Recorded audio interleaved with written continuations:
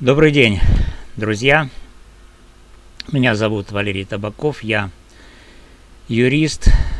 Сегодня 31 мая 2026 года. На моем канале мы разбираем актуальные юридические новости, ну и в частности дело об убийстве Ирины Фарион. Сегодня, опять же, речь пойдет об этом деле в том числе, но контекст сегодняшнего видео будет немного шире, а именно о языковом насилии в Украине и его последствиях. Также мы рассмотрим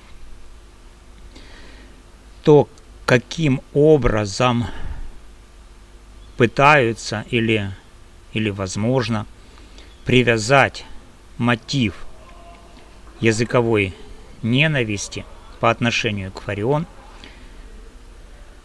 к мотиву, который приписывают Вячеславу Зинченко.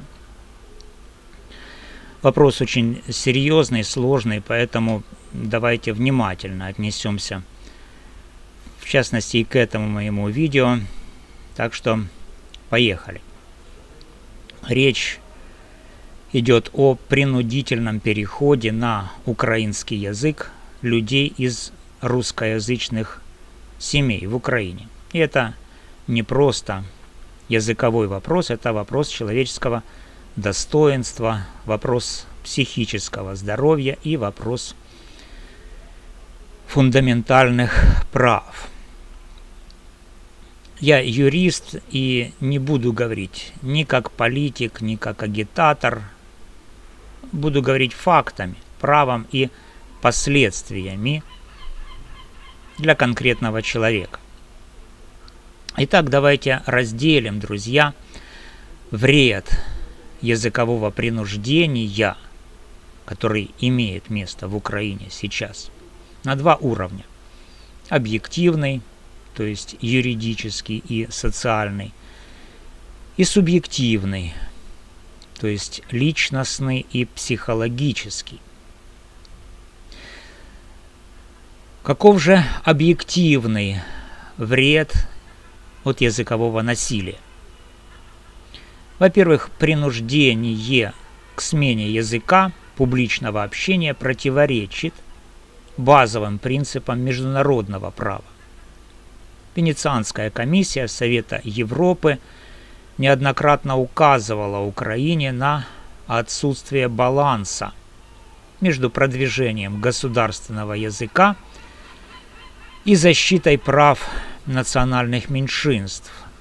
Закон об обеспечении функционирования украинского языка как государственного и связанные с ним нормы образования были подвергнуты критике именно за создание условий дискриминации, особенно в отношении русского языка по сравнению с языками ЕС. Комитет ООН по ликвидации расовой дискриминации также отметил проблемы дискриминационного характера в отношении русскоязычных граждан Украины, когда государство вводит штрафы, увольнение, запрет на профессию или образование на родном языке для значительной части населения. Это уже не поддержка государственного языка,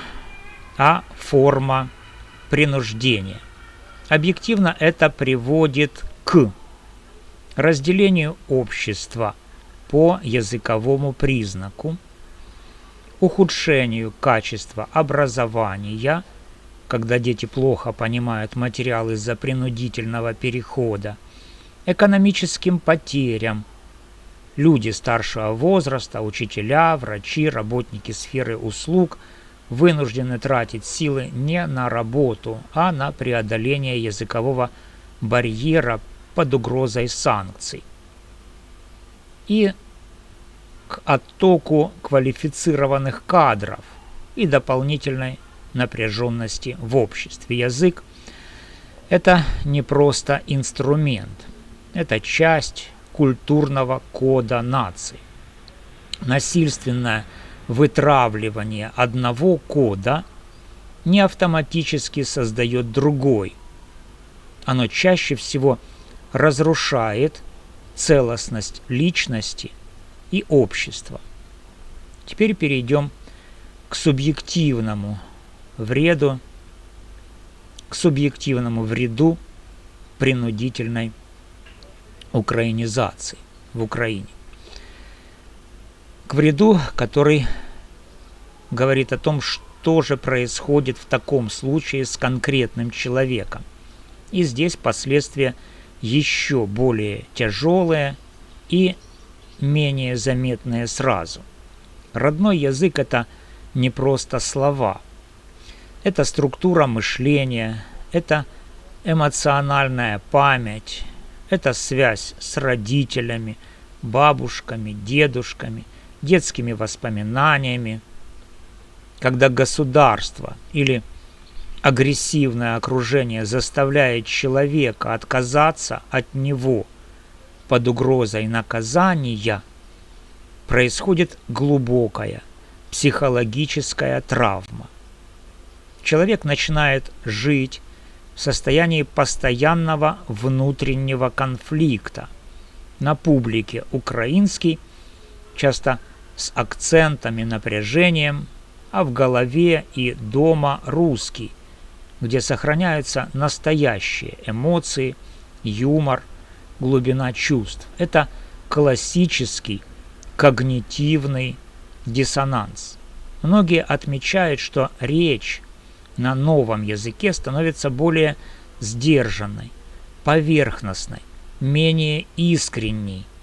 Эмоциональная сфера обедняется, появляется ощущение потери части себя, как будто тебя заставляют отречься от собственной биографии. Особенно тяжело детям. Принудительная смена языка обучения в школе может привести к отставанию в освоении материала, снижению самооценки, тревожности, депрессивным состоянием. Психика ребенка не готова к тому, чтобы родной язык вдруг стал второсортным или запретным. Взрослые испытывают хронический стресс, чувство стыда, обиду и ресентимента. В семьях возникают разрывы. Дети говорят на одном языке, родители на другом. Это разрушает доверие и близость. Я, как юрист, вижу здесь прямое нарушение статьи 10 Европейской конвенции о правах человека. Свобода выражения мнения. Принципов недискриминации и права на уважение к частной и семейной жизни. Принуждение к смене языка в частной сфере или чрезмерное давление в публичной – это форма культурного насилия над личностью. Ярким и крайне тревожным примером того, к чему может привести нагнетание языковой ненависти и последующее давление на русскоязычных, стало в Украине, в частности, дело Вячеслава Зинченко, молодого человека из русскоговорящей семьи из Днепра. В контексте этого дела и общей атмосферы языкового давления часто упоминаются три заметные фигуры, которые стали символами политики форсированной украинизации для многих русскоязычных граждан. Именно их деятельность и публичные заявления воспринимались частью общества как наиболее яркое проявление давления на русский язык и русскоязычных людей. Да, все трое – это яркие представители движения за украинизацию, усиление роли украинского языка, культуры, идентичности и деколонизацию, декоммунизацию общественного пространства. Однако степень и формы их деятельности заметно различаются. Первая фигура – это Ирина Фарион. Она самый яркий и радикальный украинизатор из троицы. Лингвист, профессор, бывший депутат Верховной Рады от Свободы. Известна жесткой позицией по защите украинского языка как государственного. Требовала ограничений для русскоязычных в работе, образовании. Критиковала суржик и русскоязычных военных. Называла русский язык языком оккупантов. Ее деятельность напрямую связана с языковой политикой, борьбой против русификации, и многие воспринимали ее как символ радикальной украинизации. Андрей Парубий, фигура номер 2. Это политический уровень украинизации. Как председатель Верховной Рады в 2016-2019 годах он подписал ключевой закон об обеспечении функционирования украинского языка как государственного, 2019 год. Парубий активно продвигал квоты на украинский язык в СМИ, требовал использования украинского в парламенте и госучреждениях, называл защиту украинского языка вопросом национальной безопасности, был одним из ключевых политиков, закрепивших украинизацию на законодательном уровне после Евромайдана. И третья фигура – Демьян Ганул. Это уличный активистский уровень. Ганул – одесский националистический активист, блогер, участник правого сектора, основатель уличного фронта, инициатор сноса советских и имперских памятников на почве декоммунизации и деколонизации. Ганул выступал против русскоязычия в Одессе, нападал на людей, говоривших по-русски, проводил так называемые уроки русофобии, помогал ТЦК в мобилизации, боролся с обрусением региона через прямые действия на улицах. И общее резюме по этим троим. Фарион – это идеолог и радикал языковой украинизации. Парубий – политик, который закрепил ее законами. Ганул – уличный исполнитель на местах, особенно в русскоязычной Одессе. Термин «украинизаторы» часто используется критиками, особенно в русскоязычном пространстве, в негативном или ироническом смысле, как обозначение людей, которые форсируют переход на украинский и вытеснение русского влияния. С точки зрения их сторонников, они патриоты и защитники национальной идентичности. Все трое были заметными фигурами проукраинского националистического лагеря и часто становились объектом критики именно за эту их позицию. Теперь обратим пристальное внимание на дело Фарион и на Вячеслава Зинченко. Зинченко, по словам его родителей, увлекался Степаном Бандерой, заказывал и носил футболку с надписью «Мой герой Степан Бандера». И здесь, друзья, возникает очень важная и одновременно тревожная историческая параллель, которую стоит рассмотреть как возможную психологическую версию мотива. Причем именно эту версию, на мой взгляд, активно навязывают обществу сторонники Софии Особы, дочери Ирины Фарион, но делают они это без учета одного очень важного аспекта такой своей позиции. Дальше вы узнаете, о чем речь. Итак, в 1934 году Степан Бандера и ОУН организовали убийство польского министра внутренних дел Бронислава Пиратского.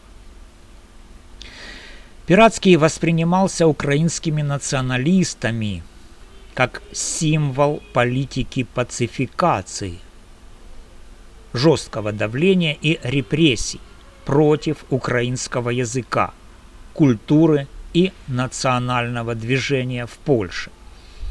Бандера видел в нем репрессора, а себя позиционировал как защитника прав угнетенного народа. Особенно важно отметить, что именно Ирина Фарион призывала к тому, чтобы против русскоязычных граждан Украины использовались и применялись те методы, которые использовал убитый бандеровцами Пиратский.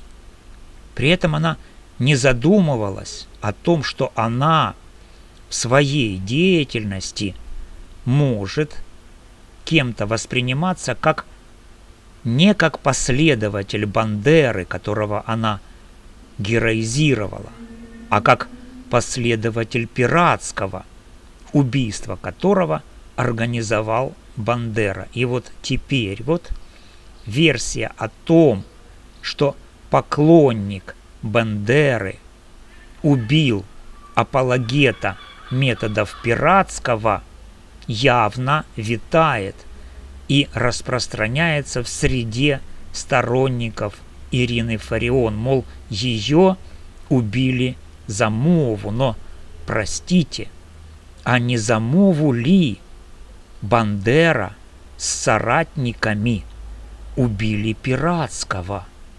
Что же вы теперь хотите?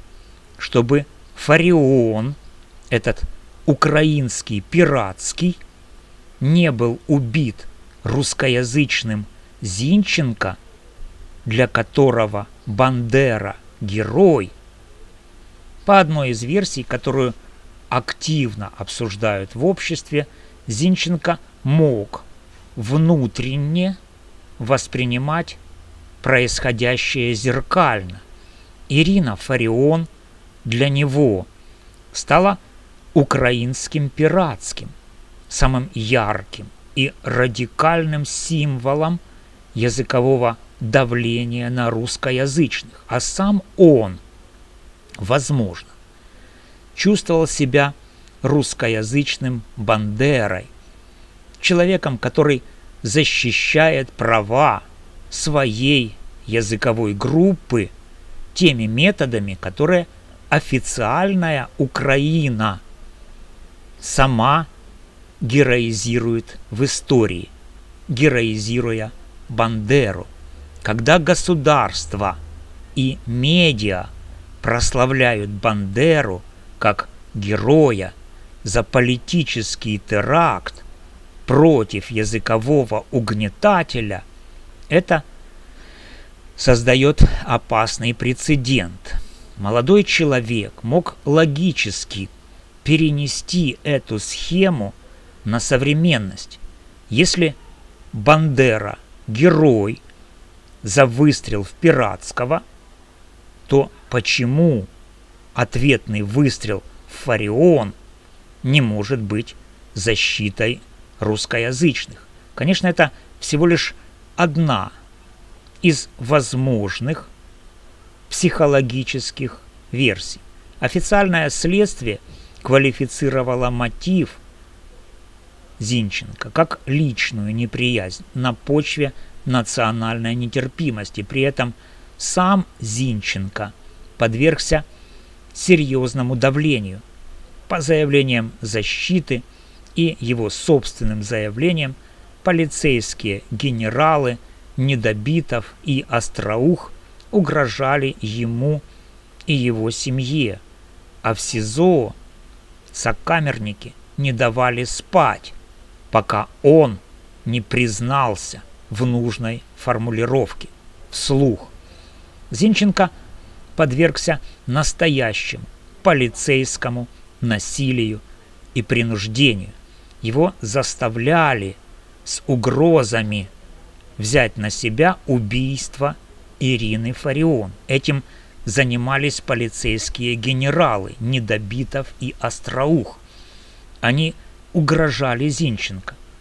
В случае отказа взять на себя ответственность за убийство, они обещали приписать отцу Зинченко незаконное обращение с оружием, будто бы это отец дал Зинченко пистолет для убийства Фарион. Также ему заявляли, что в случае отказа взять на себя убийство Фарион, его родителям придется нанимать охрану. Кроме того, в СИЗО на Зинченко оказывали давление сокамерники, которые не давали ему спать и отставали от него только тогда, когда он вслух заявлял о том, что это он убил Фарион из мотивов неприязни за то, что та оскорбляла русскоговорящих. Этот случай наглядно демонстрирует, как языковое давление и созданная вокруг него атмосфера вражды могут перерастать в радикализацию, трагедии и последующие попытки сломать человека через угрозы его близким, в прямое физическое и психологическое насилие над личностью, в фабрикацию дел и попытки сломать человека через угрозы его семье. Такие методы не только разрушают жизнь конкретного человека и его близких, но и подрывают веру в справедливость и правовое государство в целом. Друзья, когда государство героизирует политический террор одной стороны и одновременно проводит жесткую языковую политику против другой, оно само сеет мины замедленного действия в обществе. История учит, что обида, накопленная годами унижения, рано или поздно выходит наружу. Укрепление государственного языка – это нормальное желание любой страны. Но когда это делается через насилие, штрафы, запугивание и унижение и оскорбление миллионов русскоязычных граждан, это путь в тупик. История показывает, запреты и принуждение никогда не создавали настоящую лояльность и единство. Они лишь сеют обиду, которая потом выходит наружу. Я призываю всех, кого это касается, фиксировать факты нарушения ваших прав, обращаться в суды, в том числе международные инстанции, поддерживать друг друга и не позволять себя ломать. Подписывайтесь, ставьте лайки, делитесь этим видео, донатьте. Давайте говорить об этом спокойно, но твердо. Права человека – это не абстракция, это про каждого из нас. комментариях пишите свои истории, я буду их читать. Возможно, в следующих видео мы разберем конкретные кейсы и юридические механизмы защиты. С вами был юрист Валерий Табаков. Берегите себя и свой внутренний мир. До новых встреч!